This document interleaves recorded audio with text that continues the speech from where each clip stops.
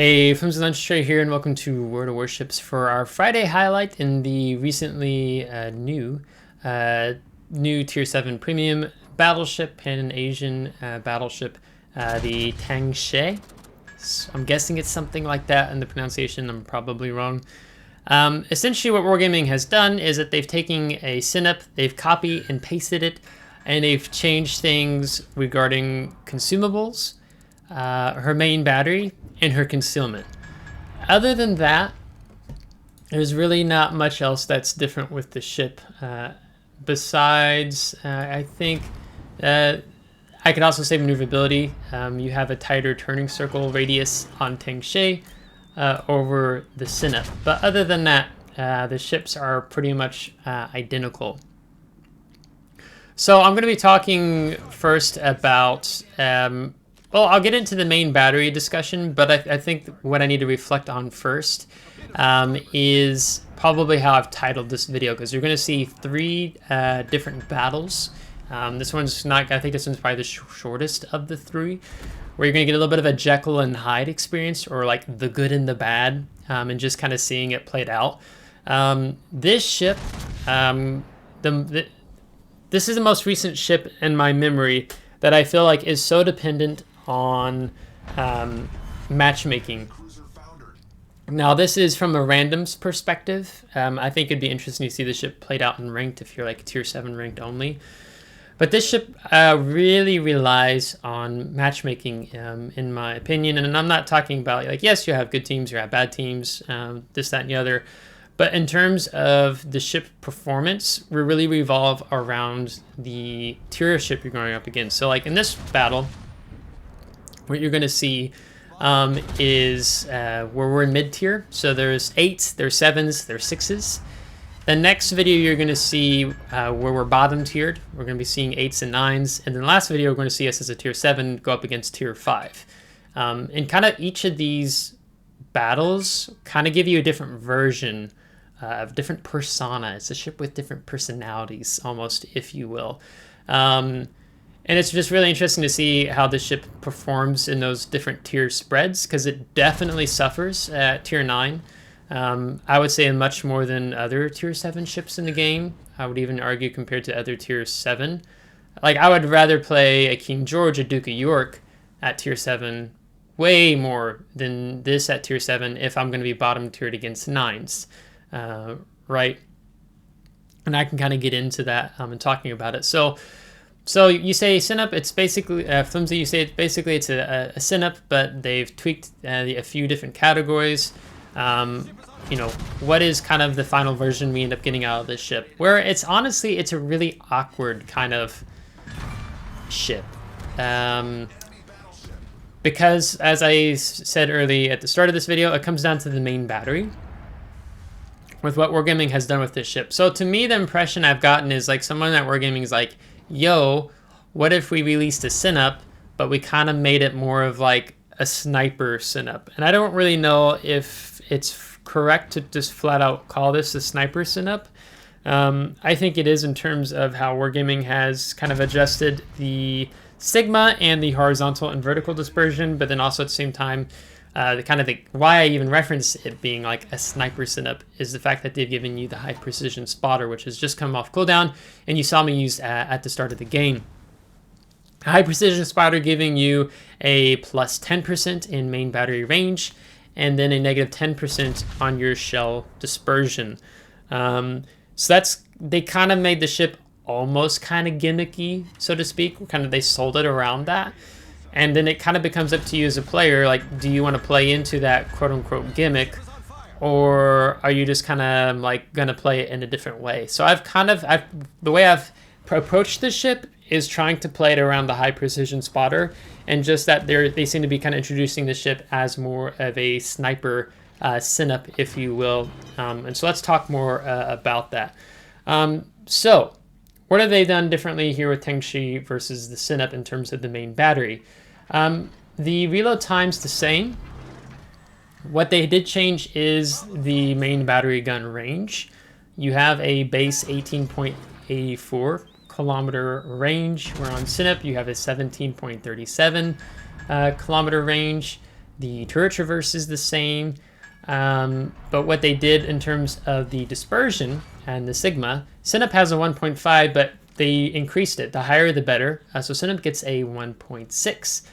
The horizontal dispersion of Synap without any upgrades is 239 meters horizontal, where on Tengshi it's worse, it's 248 meters. But in terms of vertical dispersion, Synap has 179 meters, where the vertical dispersion on Tengshi is 149 meters. So it's actually better. So it's kind of an awkward way of like kind of shuffling things around. So I mean, overall, between the sigma and dispersion, you know, the horizontal is not massively different between the two ships, but the vertical is definitely better on Tengshi. So they've tried to make Synap as this more accurate sniper battleship, particularly tied with the high precision spotter, which you see me again using here. I popped it because I had a nice broadside on a target, and then it went dark, and then it was like a bummer, and I've been waiting for the Tennessee to open up here on me and try to get a nice salvo in on him. As now you're going to see us going up against tier 9s, and our team's going to fall apart really fast in this game, really fast, and then you're going to kind of see what ends up happening out of that. So with the Teng She, basically what I've done, and the WoW Shipbuilder website application I'm using is really fighting me hardcore right now, so that's really frustrating because I like to try to kind of give you guys information on the fly, if you will. So what I've done is on the third slot, I've taken the aiming systems modification to basically improve our horizontal and vertical dispersion. Now the cost of that is you're not taking something like the main battery mod 3, which would improve your turret traverse, because it is a 60-second turret traverse. Maybe now I got it working. So we've dropped the horizontal and vertical. Horizontal 231 meters, vertical 138. So I went that route to match it with the gimmick, if you will, the high precision spotter, that plus 10% main battery firing range and negative 10% dispersion.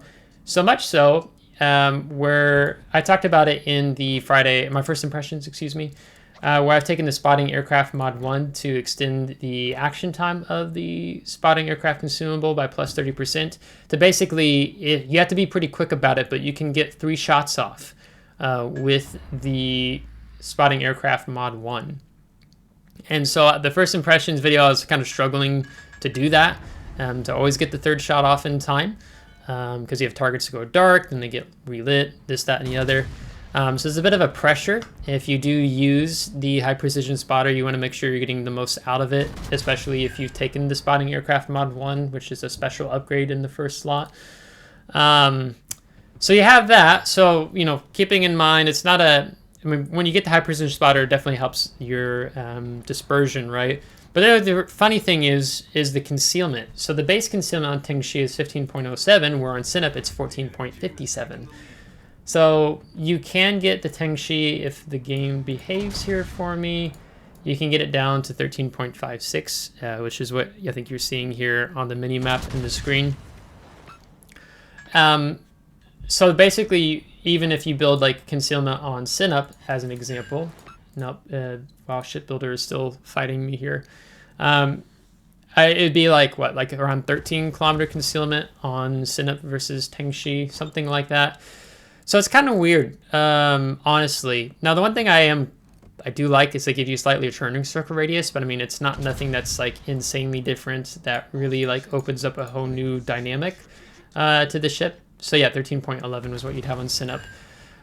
So they gave you a bit of a better turning circle radius, but really that's it. Because part of the incentive is if you're more the sniper battleship, like Synap, you would play more mid-range and near key objectives to help like tank for your team. Or Teng She, they've kind of pushed you back where you're mid-range to longer range. Really where you probably want to begin playing around your concealment, unless there are times that just comes up where you need to be able to push in and exert your influence a little bit more. So Brisk is a possible option. In this game, I would have never gotten the value of taking Brisk. I feel like most of my games I've not had like, oh, if I had Brisk here, that would be like really great. Maybe once I thought that for a couple minutes in one match. Otherwise, I've not seen too much of the value with Brisk unless you take a legendary unique commander. I think he's got, I don't remember his name. No, he doesn't have an improved Brisk. I take that back. So yeah, so all interesting, all said and done. But let me talk more about this matchmaking dilemma. So we've got incredibly lucky here this game, because the Massachusetts should have been firing armor piercing at us. He gets 406s, despite, you know, he's basically, it's a shotgun compared to the Alabama or the North Carolina. And he really should be shooting armor piercing at us because of our stern armor is so weak, and I'll show that armor tomorrow. The stern armor is weak when you're bottom tiered and you're going up against 8s and 9s, because you begin to see a lot more 406s. I had a game with, I think it was a Colorado, and Colorado at tier 7 has 406s, and I got Citadel, but double Citadel, that was in the first impressions video. So you can easily get overmatched when you're in the bottom tier situation, and I mean, again, you're just seeing our team completely fold here. And here I'm just trying to overwhelm the Massachusetts damage control party and his quick 40-second cooldown time on his repair party. So that's really what I'm going for here, and that's why I'm spamming so much high explosive, because we do get like a 41% chance with the high explosive here. It's the same as it is on Synup, so there's no change there. So I'm really just trying to overwhelm him with high explosive, and we end up actually getting an arsonist out of that. But both of our flanks completely collapsed, so yeah, we weren't meant to win this game, basically. So this video is about to wrap up, and then we're going to go into the tier 7 versus tier 5, and then you're going to see a completely different side of the ship. So I mean, when you watch these videos so far, I mean, besides me blapping the cruiser in the first battle, I mean, when you're watching this, I mean, does it really per se excite you? I mean, yeah, it's funny we got an arsonist on Massachusetts, but it's not a really thrilling gameplay. When I've been bottom tiered and I'm going up against tier 9s, I've not enjoyed playing Teng. Like, again, there's, you know, I'd rather play Colorado. I'd rather play, I don't remember what the tier 7 Japanese battleship is. I'd rather play Duke of York. I'd rather play the other tier 7, is it Hood? I'm spacing right now in my head, and I get things flipped around sometimes. There's just a lot of other tier 7 battleships I would prefer playing if I'm going to go up against 8s, specifically 9s. Here you're going to see we got our guns reloading. We have an Omaha, and I'm already like, dang it. Like, there's this pressure on you when you're going for the high precision spotter, and I'm like, wait, I didn't lead this enough. I kind of realized that right after I fired. So he's going to be kind of not respecting us so much, and you're going to see how that comes into play here. So this ship is just, honestly, I think it's miserable to play when you start getting the tier 9 matchmaking, and then you get it multiple times in a row. It really makes the ship frustrating to play. Now, when I've been against, like the first video, I've seen 8s and 7s and 6s. It's fine, it's good. But then when you run into 5s, you're like, oh, you can kind of start crapping on the 5s. And in this battle, we're going to have a really good battle. But it's also going to help us because we have competent destroyer players. When you have competent destroyer players, I mean, it can really unlock the full potential of like any battleship.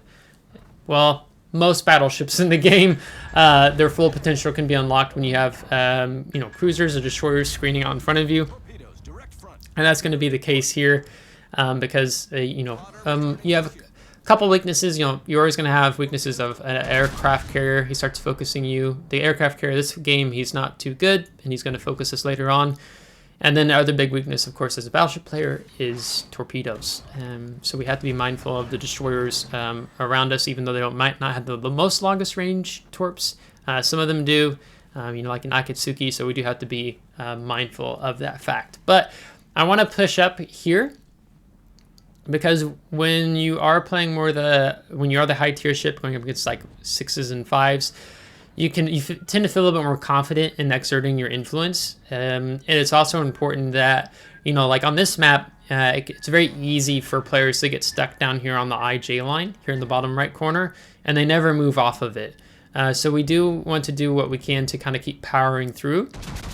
but of course being mindful of torpedoes in the meantime. So right now, Colorado, I've chosen it for elimination because he poses a big threat to us with his 406s. I don't really want to eat a lot of pin damage from his armor-piercing shells, so I'm going to be able to focus him. I'm trying to be mindful if I can help out if any destroyers end up getting seen and spotted, to try to my hand at shooting them. Now the big thing that's the downside of the build that I've taken and having the aiming systems mod 1, or aiming systems in the 3rd slot, is that turret traverse time, because I don't know if I can get it working again as we take out our first kill in the Colorado there, is I do take, of course, the grease the gears on the commander to help bring down that turret traverse time, which I think it gets down to like 52. No, I can get down to 50 seconds with it. Make sure I have the right commander. Yeah, I think it's 50 seconds. So that's something where like SynUp, like you don't really take aiming systems on SynUp, so you usually take main battery or the traverse speed, so then you get a better faster turret traverse, right, rather than taking aiming systems mod 3. But again, they've kind of made the ship more revolving around main battery and accuracy, this, that, and the other. So the Omaha makes a mistake because he decides to push back in. He really should be playing at more longer range, maybe utilizing the islands up just straight ahead of him now. Maybe some smoke screens from teammates. That would really be golden for him to use. So I slowed down here because there's 2 destroyers up here. I'm not sure where the other one necessarily is. On the I-6, I'm thinking he's still somewhere over the direction because of the smoke. But I'm trying to be mindful here. And so now I want to go more bow-in towards, I think it's the Akatsuki, I believe it was, here in the smoke. And then also being mindful that as I push up, like I might look like a good target to the destroyer that's over there in, let's see if, no, I got it wrong. A, B, C, D, E, F, F8. Wow, did I really say it that wrong? Yeah, F6, sorry. And there you see he's now like G7, G8. I'm still saying the letters wrong. So now we've gone bow in to help avoid the torpedoes. So I want to psych the destroyer player out if he thinks I'm going to keep going, and he's just dumped torps past the second island up here on my left, which you're going to see, unfortunately. Hello, everybody. I think it ends up eating a torp or 2. I don't remember how many he ends up eating here. But because the Akatsuki is in division with the CV, I believe, if I remember right, the CV is actually focusing us down here. There you see, hello, his hydro I think was down, because I'm pretty sure Huron gets a hydro, and so he's kind of like cursing right now, so he is going to eat a torpedo, unfortunately, and that's going to really hamper him in going on a DD gunfight. So we don't need hydro to kind of just be like, hey, there may be torps launching around, and I should have probably verbalized something to hello, but I was focused on trying to like mitigate damage, not taking torps from Akatsuki and the CV, who's currently focusing us. And I'm going to go ahead and try to help hello if I can get some shots. If I had the turret traverse, I could have got the guns on him maybe a little sooner. But, you know, it is what it is. And I'm going to have to start turning my attention towards the Russian battleship Ismail up in front of us, because he's full on broadside. And you're going to start seeing these guns shine, you know, when you're really able to bring them to bear, if you will. So we only have 2 guns, so I'm trying to do what I can, again, to help the teammate out. And I think we land 1 shell. Yeah, 1 shell. 1 shell is better than no shells, so we're helping Doom out there, and the Surovs keeps pushing into us. I don't think we have the emergency repair expert. We don't have the 4th heal yet, if I remember right. So we're only rocking 3 heals, and we're going to soon be on our last one here. Now the Ismail makes a huge mistake because look at all that broadside. So now pop the spotter plane, and you usually want to pop it just before your guns reload, or just as your guns are reloading, excuse me, so you can get the most salvos out of the improved dispersion as you're gonna see us rocking here. So the fact that he just went broadside to us is really helping us out, because it'd be hard to deal with the Ismail if he keeps spamming us, even with high explosive, and also having the Serov dropping us repeatedly. You know, so there's the fire. Go ahead and use the damage control party because I'm like, well, I'm about to take torpedoes as well, and you know, flooding very likely there. So I don't want to just kind of bleed out, if you will. Now, what I'm going to end up doing here, because the Serov is coming back with skip bombers, is I think I end up going more battle in here because I want to turn. I don't want to present the Serov with a complete broadside because I've kind of been finding what I've learned in the interactions with the CV player so far. He doesn't have enough patience to really try to fly around on your whole broadside. Like, he will drop you angled or more bow on, if you will.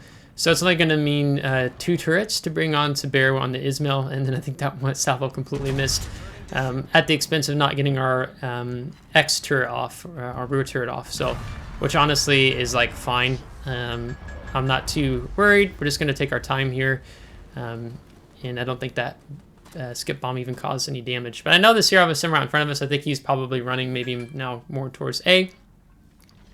And we've already done 104,000 damage with 4 kills. And now for the spotter plane, high precision spotter plane, come back off cooldown, because I am going to want to use that if I catch the CV. And I'm trying to see here if the enemy battleship is going to keep pushing forward, that I can pop some shots off on him possibly, but the island's in the way. Still kind of a close game. We had the lead, we have 2 caps, but then Doom gets the battleship off the map, which is good for us, so that gives us a little bit more favor. I haven't fully experienced how well does this ship do against enemy aircraft, but again, because the CV player is, I mean, he's okay, but I mean, we feel confident enough to be able to handle him here. So there he is, he's sitting still. He didn't put himself behind the island, it would have been a little bit better. I don't think he thought maybe Doom would be quite as close as he would be. I go and take the shot as if he's going to sit still. I'm expecting, because he's spotted, he's more going to start moving. And then he begins to slowly move there. And we only land 2 shots. So you're going to really see a big difference here once we get the high precision spotter up. How much more accurate your main battery guns become.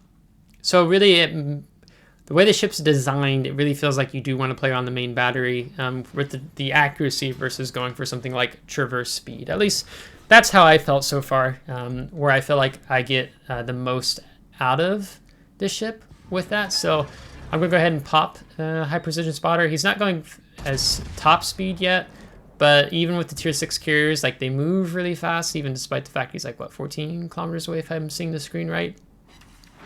And we're going to pick up the high caliber. You know, we already have the close quarters and the general offensive with our team so far, and that's only going to keep increasing here. I'm not worried about getting the 3rd turret off. Like, I don't really just want to ground into the island to my left in order to get that rear turret off. So for now, we're just going to be patient and just keep utilizing our forward guns. I'm trying to see if I can get the rear turret off here. They're really winding him down here, and I'm like, ooh, I think we feel the squid.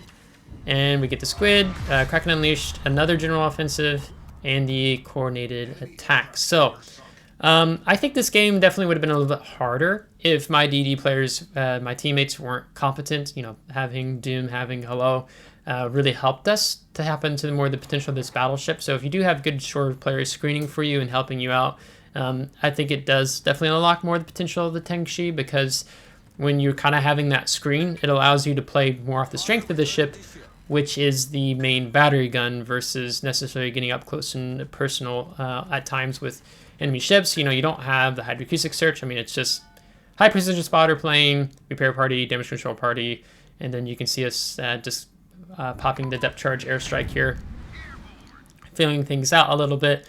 I'm not entirely sure exactly where he's at. Hello's trying to tell me on the map. You can see the pings. So I'm trying to see maybe we can be greedy and go for a 6th kill here after having 126,000 damage so far. So, but I kind of got to start being mindful here, because I don't want to keep spamming all my depth charge airstrikes and then just, you know, run out.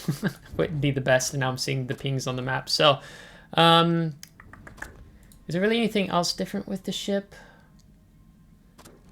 Compared to Sinep, not really. My impressions of the ship is that Tengshi is quite average overall. You know, there are ships that can really flow with the tier spread, even if you're bottom tier. It varies a lot. I think tier 7 is quite brutal, because then you start hitting, you know, if you get bottom tiered, you're running into 8s and 9s, you're running into more radars, the Russian radar, more overmatch. So when you're bottom tiered with the Teng, it can be a bit of a brutal experience, if I'm being completely honest. But she's probably quite average battleship. I mean, honestly, what it comes down to, do you really like playing Sinup? If you like playing Sinup more for her tanky ability, you probably just, maybe you want to keep on playing Sinup. If you want something that has you're like, oh, I like Sinup, but I wish the main battery guns were better, then you essentially get Teng. Like, that's the best way, I think, to really define the ship. Some players are like, Flimsy, should I get Salem? I'm like, well, do you like playing Des Moines? Then you get Salem. Flimsy, should I get Brisbane? Well, do you like playing Minotaur? Then you probably like playing the Brisbane, if you like playing Minotaur. So all said and done, 133,000 damage with 2 general offenses, close quarters, Kraken Unleash, coordinated attack, high caliber with the 5 kills and 4 citadels there. This ship definitely rocks when you get broadside. It does punish, even if you are, bottom tier. You're seeing 8s, you're seeing 9s. If you get a decent salvo off on a cruiser or broadside battleship, it will pay you dividends, especially when you have the high precision spotter plane up. When it's not up, you might be a little bit more frustrated, kind of like, why am I playing this ship, if you will, almost, so to speak. So tomorrow I'll do an upgrading commander build video here on the Teng, go over the ship a little bit more in depth and detail. So hopefully this kind of gives you an idea of the ship, but it was a really Jekyll and Hyde experience, depending on the matchmaking, whether you're mid-tier or you're at tier 7, at tier 9, at tier or seeing tier 5s. I would be interested to see the ship played out in ranked, tier 7 ranked only, because I think there could be some fun things that you could do with this battleship, I think, when you're in same tier matchmaking. So that being said, if you liked today's video, give a thumbs up. If you didn't, give a thumbs down. Subscribe if you do want to see more. If you're subscribed, thanks so much. I would appreciate it. Thank you to my Patreon supporters. Until next time, take care.